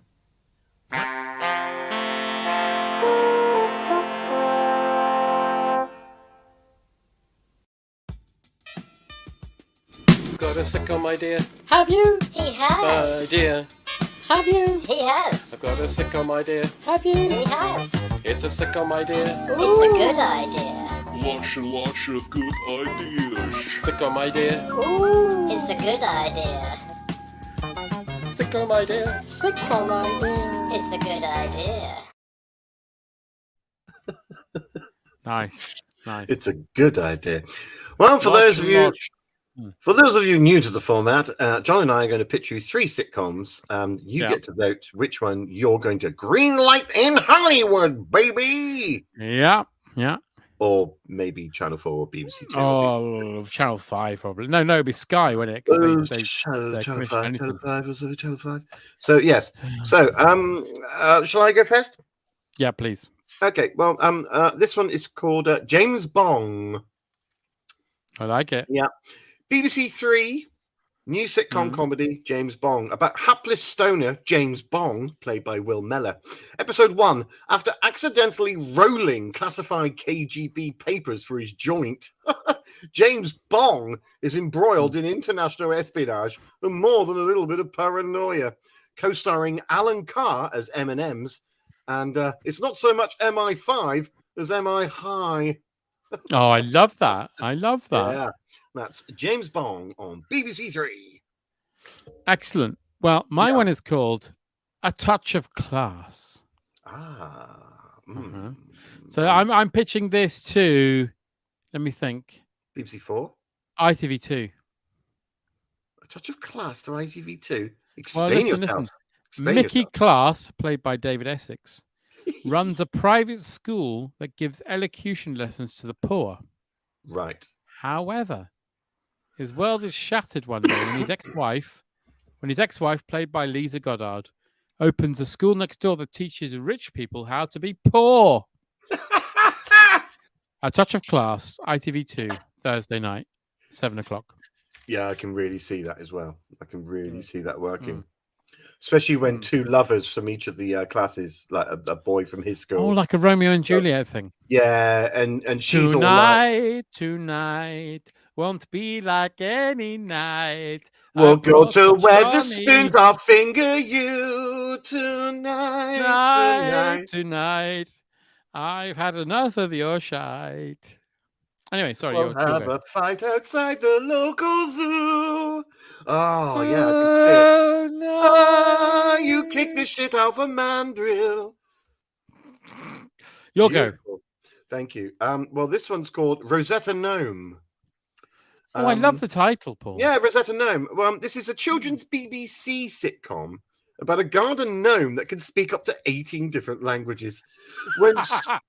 When school supply teacher Tony Smash finds a magical talking garden gnome voiced by Alan Yentob, he uses his new friend to sort out the squabbling delegates of Brussels, as well as trying to woo and go out with his new neighbour, Catania Shatanya, played by Sally Gunnell. First episode getting a lot of work lately. Yeah, first episode is called Kamikaze Kazi. A mishap with a chemical toilet at the local festival finds Terry trying to smooth things over with festival organizer Mr. Orkadol.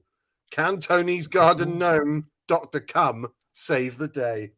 That's Rosetta Gnome on children's BBC. Hang on, Rosetta Cum. No. Rosetta Gnome. The gnome is called Dr. Cum. Dr. Cum, that's fine. Yeah, and voiced by Alan Yentob. I'm voiced by Alan Yentob, that's fine. Yeah. Now, my next one's called A Cat Among the Pigeons. Ah, brilliant. Okay. Danny Cat, played by Neil Morrissey, Of course. trains racing pigeons and works at the local hospice. One day, he meets a new resident, played by Donald Sumter, who used to be a pigeon racing champion in his youth. Oh, my God. And has a talking pigeon for a friend voiced by Bob Hoskins. He also pisses milk. That's A Cat Amongst the Pigeons. BBC One, 7:30 on Sundays. Oh, my word. Well, Jonathan, listen to my third one. Okay. It's called Fancy That. Oh, I like it already. Edgy sitcom from Russell T Davis about a young group of LGBTQ pigeon fanciers. In the 90s industrial north. We've done it again. When Nathan Powell comes out of the closet, he finds himself inside a pigeon coop with burning desires and a very rare French collared tippler, with guest appearance by Lenny Bennett as the wise homeless gayman. That's Fancy That, edgy sitcom, BBC Two, Russell T Davis. Now, I think that, quite frankly, it comes down to our two pigeon-based sitcoms. Well, I've still got one more. Oh, shit. All right. Well, whatever it is, it doesn't... Fuck it. It's pigeons. Wait, hold on to your hat, Paul, because this will blow your fucking mind. Okay. Ready? Ready. Were You Being Served?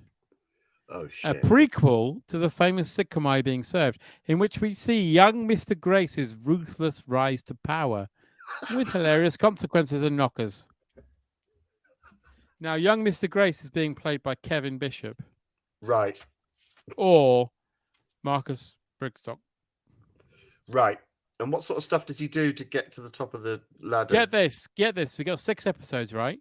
Right. He starts off as working in the copy room.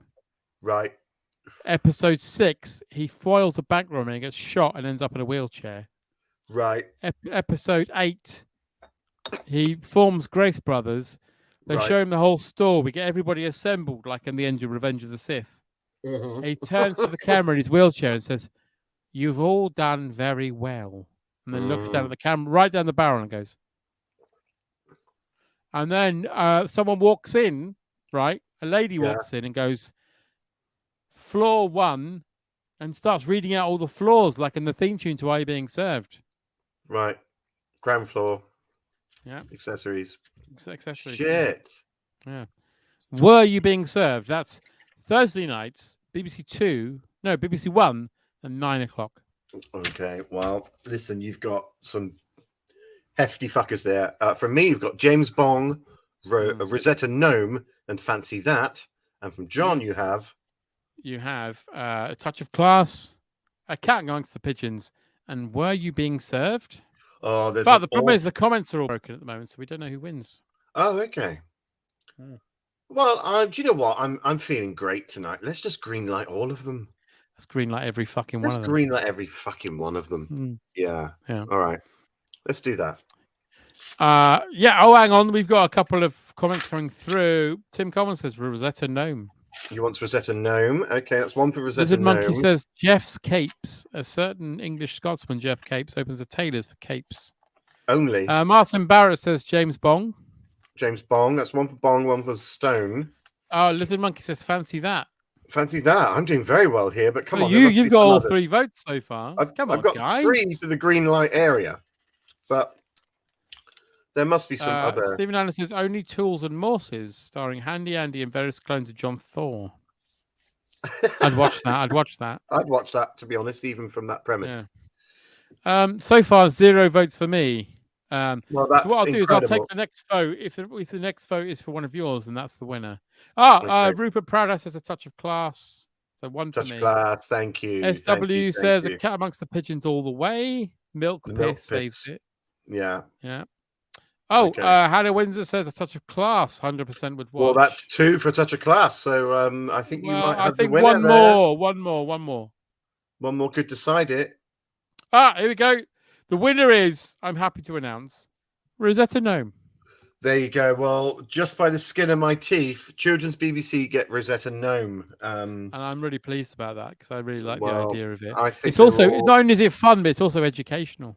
It's educational as well. Yeah, you get to do like apologies in different languages for issues that are currently ongoing, you know. Well, that's great. Well, ladies and gentlemen, never let it be said that we don't give new artists a chance to shine. Absolutely. So that was Sitcom.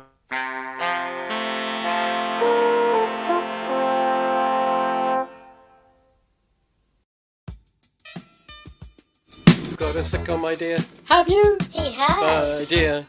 Have you? He has. I've got a sitcom idea. Have you? He has. It's a sitcom idea. We don't need to watch the whole jingle. It's a good idea. Well done, Rosetta Gnome. God, I hope I get a small part in that. I'd love. I think you should play the gnome. No, Ellen Yentop's got that sewn up, apparently. That's the only reason it's getting made. I think it might be a bit of like a Colin Firth Paddington thing. You know, Colin Firth was originally the voice of Paddington. Right. And then they got to the 11th hour and we're like, no, this isn't working. We need Paul Litchfield. Right. Well, I'm going to cross everything because I think that could put my career on the map. Well, all I'll say is if you get to do the voice of Rosetta Gnome, can I be script editor? Of course you fucking can, mate. Oh, of course brilliant. You fucking can. I'll make sure that is sorted. Love it. Sorted. I'm so sorted, happy. Mate. You'll be carried into the BBC on a sedan chair. Oh, I love this. Yeah. Because I've been to the BBC and there's a TARDIS in reception. There is a TARDIS in reception. It's a lovely TARDIS in reception. Yeah. And it's a lovely TARDIS materialization because when you look around and see it, you're like, oh, yeah. Try not to do what I do, which is go in there every time I'm in the centre of London just to stare at it and dry hump it because they get really weird with it. Well, my experience was here. So I was at the BBC to record a James Bond boring thing for a Christmas program. Oh, yeah. But while I was waiting, it was the day of the last election, the 2019 election? Okay. I was there on that very day, and there was security everywhere, but I had to ask a man who was armed if I could have a look in it. Yeah, they always go, yeah, go on. Yeah, it's fine. He went, yeah, it's fine. Yeah, They'd already scanned my bag and everything, but it was scary. It was like armed men everywhere. The last time I went into the BBC front entrance and obviously had my obligatory at the TARDIS, I opened it and inside was obviously all the cleaners stuff. So it was like mops and yeah, it's just like a cupboard. Yeah, brilliant. I loved every moment of that. But I still loved looking at it and everything. Yeah, and I got a tour of the centre. I got to go right to the roof and everything. It was great. No way. Yeah, is that where, as in the roof where they do the weather? Yeah, I got to go right to the roof. Carol Kirkwood does the weather from there. It was proper lovely. The bloke doing the program with me was like, oh, I suppose while you're here, you want to have the tour. And I was like, I wasn't expecting it. So I said, yeah. So he took me around and he took me to the top and we got to look down all the atrium down into BBC News. Lovely. And we went to the roof and looked over all of London. It was great. Did he pull you to one side and go, well, now you're here, I suppose you'd quite like to give us a kiss? Yeah, he did. Yeah. Yeah, he did. Yeah. I gave him 3 tongues. 3 Disparate shanty. tongues. Right. Okay. Well, yeah, you got to do what you got to do to get out of there. But it was weird because there was armed people everywhere. Yeah. I was quite relieved to get out. People with arms everywhere. Yeah. It was like being, those He-Man toys where you'd pull one arm and the other one would fly up. Man at arms. Yeah. Is it like that? Manny faces. It's 10:30. Fuck, we got loads to do. Shit. So let's talk to Terry from Cloud9. Jack Farrell, David, Stacey, Daniel, Wonder.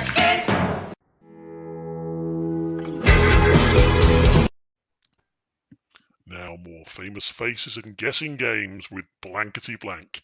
And please note tonight's show comes with audio description for the blind, which, for some reason, is in French. Bonjour et welcome pour le Blankety Blancs.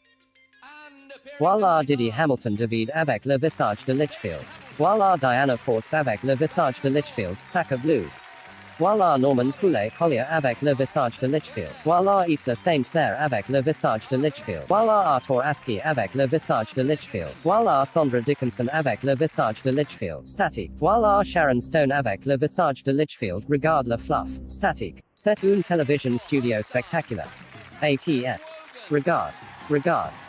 C'était Wogan. C'était Wogan. Le grand homme légendaire de télévision. Regarde Wogan danse très bien, beaucoup très bien. Regarde. Regarde. Ah, pardonnez. Vous n'y pouvez pas regarder, vous êtes blind. Pardon. Mais le Wogan visage. C'était le visage de Litchfield. Où est la bibliothèque? Où est la Rochelle? Où est le tricolore? Pardonnez.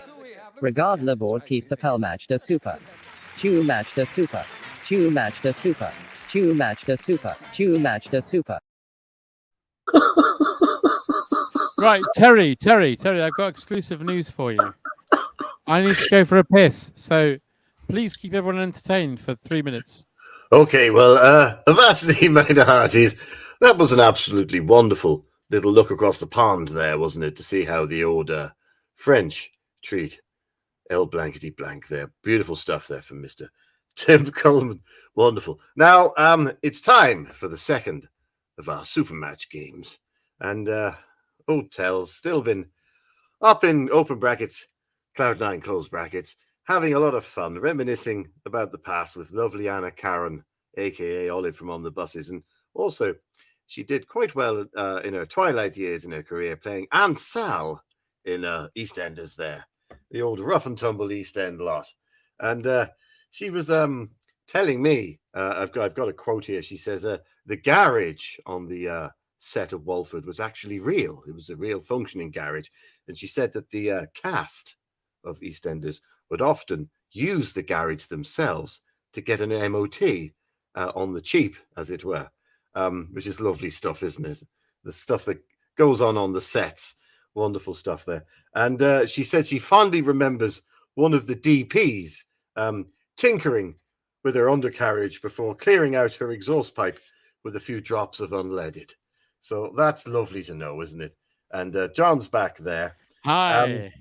We've just been talking about Anna Karen and her days on EastEnders. I heard. That's very exciting news. And it was lovely stuff. But we're not here to reminisce about Anna. We're here to play Super Match, and we're here to find a winner. God damn it. So the first person to thump their digits and say Wogan's Wig War, that's Wogan's Wig War, gets to play.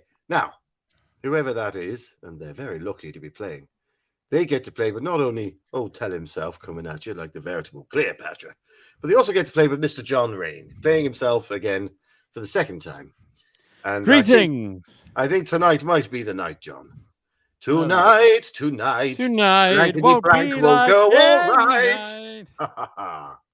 Yes. Tim Coleman, the man behind our wonderful images and wizardry. Hang on, was it Wogan's Wonky Winky? It was Wogan's Wig War, but quite frankly, Tim in that case, it's Tim Claire. deserves a shot. Tim No, deserves a shot. Claire was first. It's Claire. Claire Monty, our hearts are with you during these difficult times, but you're here to play. You're here to play Super Match, and by God, I hope you win it, you little Sassenach. Here we go. As I say, all the clues are themed around the kinks. So, are you ready? Are you ready, Miss Monts? Let's reveal the moniker. Thank you, Eugene. It is, of course, You Really Got blank.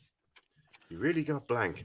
So have a little think on that, Claire, whilst Mr. R and I do the same. What say you, Mr. R? You really got blank. Well, Terry, I'm going to say you really got trees. You really got trees. That's the sort of thing you say to a man who runs an orchard. Well, you've really got trees. Yeah. Nothing wrong with that. That, to me, is a good middle answer. That's 100 blank answer, quite frankly. I might try and top that with, you've really got measles. Nice. You've really got measles. Yeah. Sort of thing a doctor would say to you if you had measles. I mean, if a doctor's saying you got measles and you come in. How else are they going to say it? And your dick's on your hat, you've probably not got measles. You've got a case of dick on a hat. But let's not worry about that. Claire, you can go with Wogan's measles, or you can go with John's trees, or you can come up with one of your own. You really got blank. What say you, Miss Mons? Well, while we wait, I'll just say to you, Terry, fun, fun, fun, fun, fun, fun, fun, fun, fun. Claire's gone with, you really got chlamydia. You really got chlamydia. Harkening back there to the old days of the Whore Hotel. I'm sure she said that many a time at 3 a.m. on reception. Let's find out if you're right, Claire. For 50 blanks, it was, of course, you've really got a C- in GCSE English. Never mind. But don't worry, Claire. That's only 50 blanks. That's nothing. That's nothing. Don't sweat the small stuff. Let's go for the bigger answers. For 100 blanks, it was, of course, you've really got on my nerves tonight, Jesus. You've really got on my nerves tonight, Jesus. So, to be honest, that could be linked with the fact that, he had chlamydia. Who knows? But, who knows? Or gave Claire chlamydia. Who knows? There's a backstory there that we won't investigate. But for 150 blanks, the most popular answer, is it chlamydia? We all hope you've got chlamydia, Claire. We all wish you chlamydia. We all wish you had it. We all wish you've got chlamydia. You've really got a tattoo of Sting on your foreskin. Was the most so close, though. So close. That feels like it's like 2 paces away from the answer. Within a gnat's crotchet of getting to 150 blanks, you were, but you didn't quite get there, and I feel full of chagrin for that. I feel full of sugar. Yeah, and cheap sherry. But that's your witherall. Listen, it's been an absolute tonic coming down to the loathsome foul. Oh, Terry, it's been wonderful.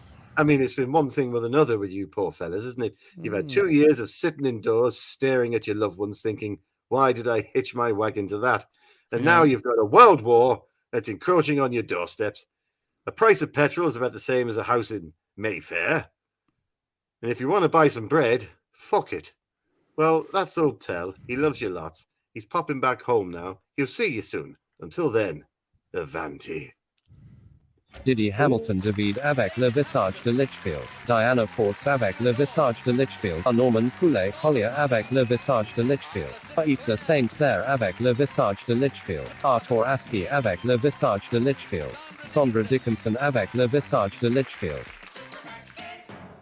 You pick up your palette knife and then work that into your meat. Give your meat a good old rub. Sack of blue. That's it.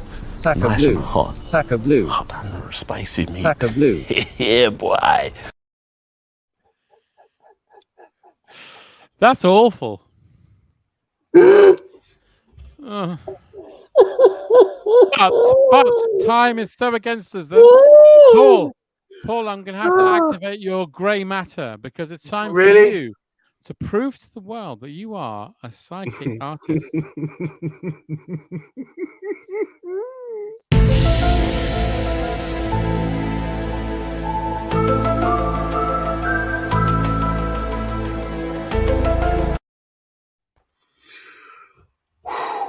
Okay. I really want to put this to bed because I've had quite a lot of letters, and apparently I've ruined an awful amount of childhoods and shat on an awful amount of innocent children's dreams. And that was never my intention. My intention always was to concentrate on John's thoughts. And we're trying to find the fifth dimension. we've been trying to find the corridor betwixt my cranium and John's inner sanctum, as it were, and hoping to get a connection, like docking. But we've got close sometimes. Sometimes we've upset people. We've not meant to, which is why this time with the psychic idea, I decided to pick a subject that was broad yet contained enough to hopefully attune our psychic waves to each other. So the theme that I gave John just this morning was puppets. Puppets. Yeah. Now, with puppets, it could have been, it could be Spit the Dog. It could be the Thunderbirds. It could be the Fraggle Rock. It could be, there's so much there. There's so many ventriloquists in the world. And I just thought that was just broad enough, yet secular enough for John and I to try and make a connection. And I have to say, as soon as I mentioned this to John, I said, don't think, draw. And he did. And we were on the phone. So and you know what? When you said that and I drew something, I felt like something clicked. Yeah, so did I. And what I got was an immediate sort of color. I got like a color came into my head straight away. And from that color formed the idea that I just went, of course, this is exactly what John is thinking of. So I genuinely think that we may have done it. If we've not done it, I think we are so close.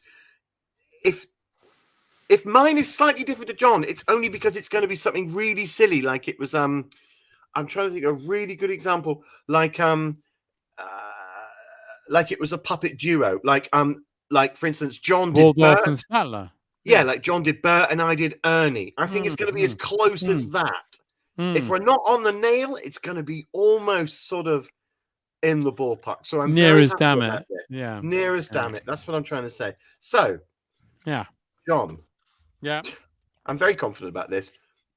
Well, I know what you've drawn, so show it. Well, Paul, I have drawn Pepe the Prawn. I have you, Pepe the Prawn. I am your best friend who is also a Muppet, Pepe the Prawn. Is that close?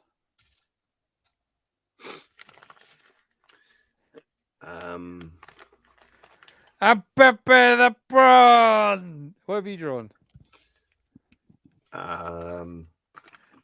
Pepe the Prawn. Am I being racist? I don't know. Well, listen, I've drawn South America. I've drawn an animal. Okay. So, that's close in. I've drawn. Okay, so can we have a look at yours? Because you've probably done like Gonzo or something, or Rizzo the Rat, maybe. No. I'm Pepe the Prawn. I give you that, Mexico. I've not really focused on the Muppets per se. Okay. What have you done? Well, it's a bit. It's not quite the same. Can we have a look, please? Okay. Well, I've done Orville.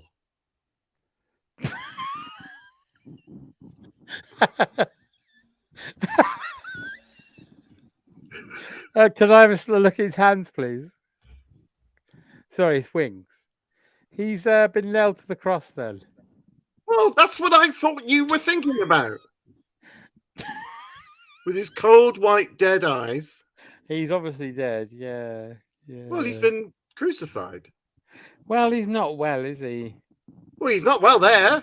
What was he crucified for, Paul? Trying to fly. That's as far as he got. It was a very different time where if you were an entrepreneur of flight, you would get crucified.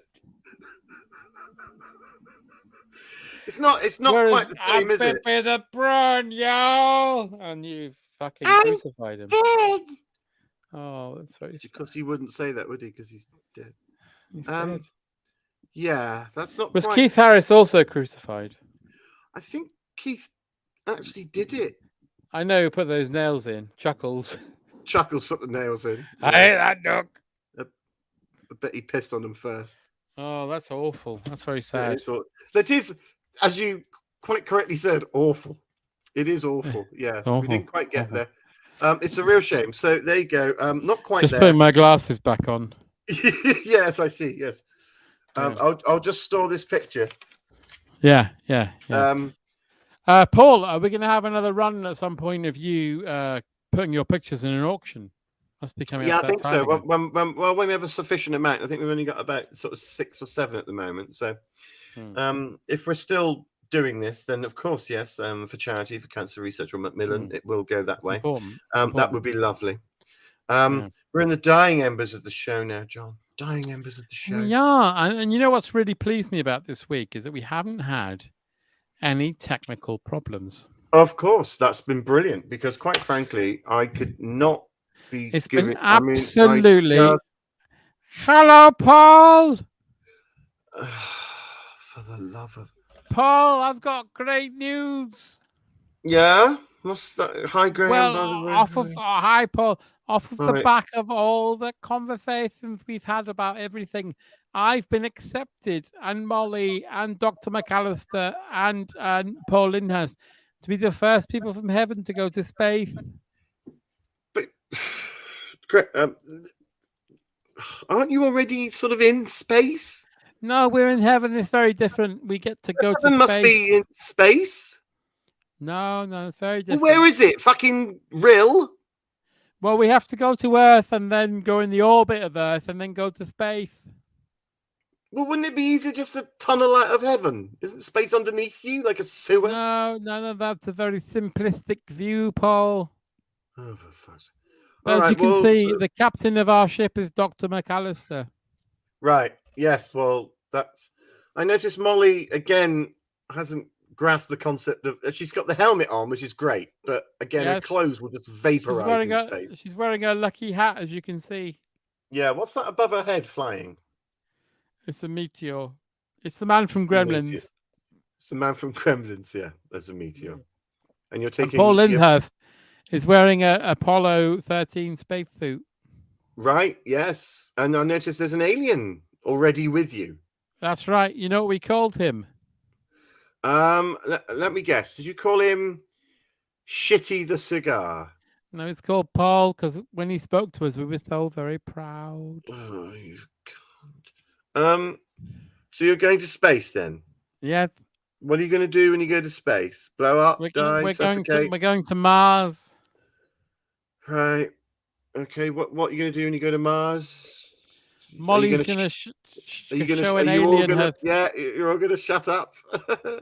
Molly's going to show an alien her collection of rocks. She's going to show an alien a collection of rocks. From Earth, yes. From Earth. What rocks are you bringing? Igneous? We've got lucky Byzanthians. We've got that doesn't make any sense. We've got Asanthians. We've got right. They sound like flowers, to be honest. Yeah. No, what about some fucking granite, some limestone, some chalk? We've got some bedrock. Some bedrock, right? Yeah. Some Scythanthiums. Right, that's flowers again. So how long is it gonna, yeah. It's going to take 6 months. Are you fading? Oh, it's going to take 6 months. And I presume, of course, during that 6 months, there could be no form of contact at all. No, absolutely. There's no radio or anything. So what I'm saying is that Paul, I might not see you again because obviously on this mission, Gordon Kay can't come, so he's staying back at NASA to help. Gordon Kay is heading the operation. Yeah, because he obviously had a bit of wood go in his fucking fat head during the gale. You're letting Gordon do the coordinates with his one eye. Yeah. Okay. Oh, Paul, I'm fading. Well, goodbye. Oh no, great. Oh, what John, happened? It all went funny. Well, you were literally just saying about how you didn't want Graham to appear. How's he appeared? He's going to space. He's going to space with his wife. I need to pitch you a film, Paul. Please do. Well, I was at the cinema the other day. I saw a poster for a film called Supernova with Colin Firth and Stanley Tucci. Right. Now, on the face of it, it appears to be about a middle-aged gay couple. Right. Colin Firth is the steadfast gay man. Not the gay's anything to do with it. He's the steadfast person in the couple. And Stanley Tucci is the man in the couple who is suffering sadly from dementia. Oh. Now, I thought to myself, Supernova is a title that is more exciting action-wise than that. Yes. So I thought, wouldn't it be better if NASA rang them one day and said, look, Colin, NASA are ill. All the spacesuits, astronauts are ill. Right. What's happened is another sun has appeared in our solar system, which is threatening to go supernova with our sun. Shit. So we need you and Stanley Tucci, who has got dementia, to go to space and fire a nuclear missile into the other sun. Right. Colin Firth thinks about it and says, yes, I have to do it because otherwise this planet will be wiped out. Mm. So he goes with Stanley Tucci and then they fly all the way to the sun. And then they're just about to drop a nuclear bomb in there. And Colin Firth's like, I can't make it work, right? Right. And Stanley Tucci goes, oh, what day is it? And wanders off. Colin's like, oh, how can I deal with the twin pressure of saving the universe and Stanley Tucci? Right. And he looks down and the bomb bay doors open and Stanley Tucci's waving a cowboy hat, riding a nuclear bomb down onto the other sun, blows it up. Yeah. NASA come through and go, mission control, you have got an A+. You succeeded in your mission. We are no longer going supernova. And Colin Firth's like, this is great, but I am now twinned with the sadness of Stanley Tucci being dead. Yeah, that's better film. I think if you changed Stanley Tucci's name to, let's say, Luigi Bum, and you call the film Bum the Sun, right, you've got a movie. But I like to think of the very ending of this film is Colin Firth back on Earth. Sunglasses on. No, it's nighttime. Oh. He's out in his garden. He looks up at the stars via a telescope and he sees there's another star in the sky. And it says, Stanley Tucci. Stanley Tucci's anus. Yeah. Stanley Tucci's anus winking at him. Played by Sonny Gunnell. Yeah, and he goes, cool. Takes his sunglasses off and he's got a monocle, but that's also a sunglass monocle. Oh, also a sunglass, yeah. And then he takes that off and it's just skin. He's got that off and he's got no eyes. It's just skin. Yeah. With Just a tiny Stanley Tucci. Well, that's the point, actually. Under the skin, writhing, going, ah! And it happens. It's an alien sequel. If you blew up the sun, it would be quite bright, wouldn't it? For a moment. Yeah, and then it would be very dark forever. I'd imagine for your eyes, that would be quite hard to take with that amount of brightness. For your eyes But you could have a bit where Colin Firth closes his eyes and you get that thing where you're looking at like one of those pictures where you suddenly like this orange imprint of Stanley Tucci. Yeah, just looking at him like, and he says, "Don't be afraid. Don't be a dick." Do you remember the end? The end. The end. That's beautiful, man. It's not bad, is it? It's really fucking good. Because all I can think of when I saw the title Supernova was that, not something really boring. Is the premise of what you began with genuinely true? No. Oh, okay. There's a film called Supernova with Colin Firth and Stanley Tucci. The only thing that's true is I know that Stanley Tucci's character, they're a gay couple, and Tucci's character has dementia, but I don't know. Oh, yeah. So the premise that starts. Oh, right. Yeah, that bit is true. Yeah. Didn't Alfred Molina do a similar thing? Yeah, he did. Yeah. Spider-Man 2. Spider-Man 2, yeah. Yeah. Very, very similar. Red is the Lost Ark. You throw the idol, I throw the you throw the sun. I can't remember. Dead. Yeah. Yeah. Then his ghost comes back and goes, hang on, I remember. No, I don't. Oh. Did you watch Spider-Man No Way Home? I did. What did you think? I thought it was A-okay. Okay. I thought it was good fun. I'm a it bit was all right. Sort of marvelled out, if I'm being honest with you. I got to be honest, I am too. I watched The Eternals. I'm marvelled out. I destroyed me. I didn't want to even pollute my eyes with that. Shang-Chi was fun, though. It's all right. But anyway, you and I are the number one Batman fans, aren't we? We're the proud owners of watching Batman. Yeah, you loved it, and I knew you'd love it. When I messaged you and said you'll love that. Yeah, and I did, and I'm a big Batman fan, and I saw it twice now, and I love it. I love it. I want to see it again.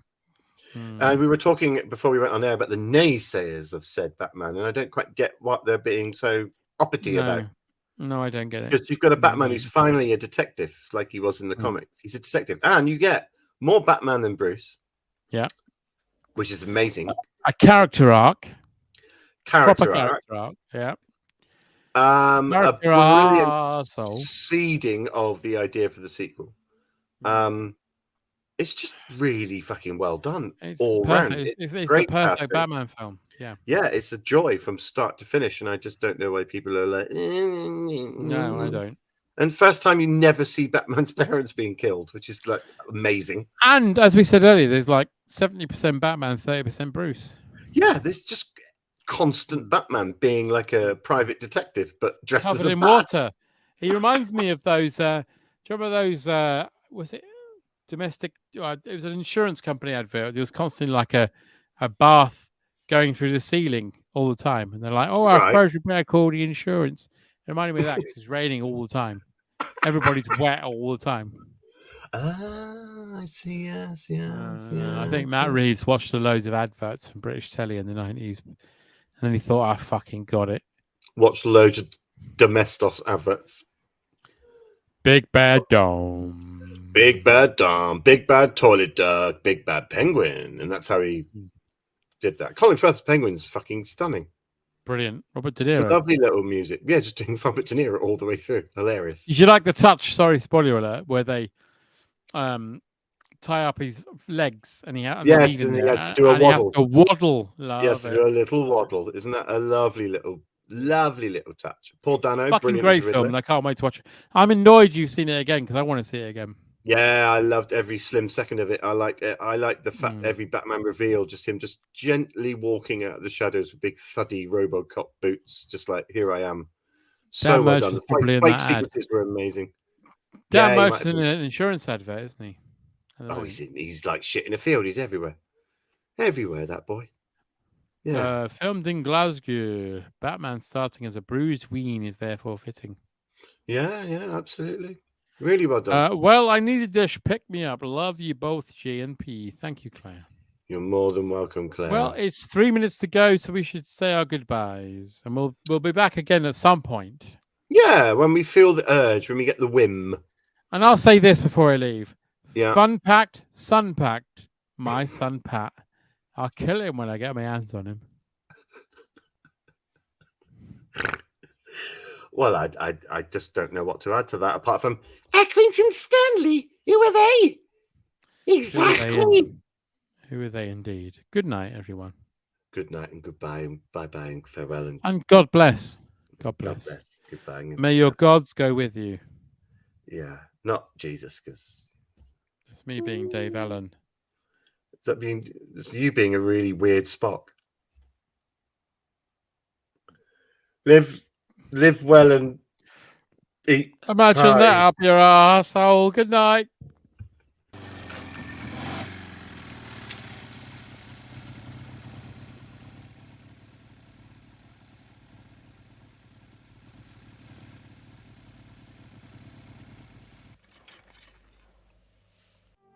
It's quite alright, don't worry.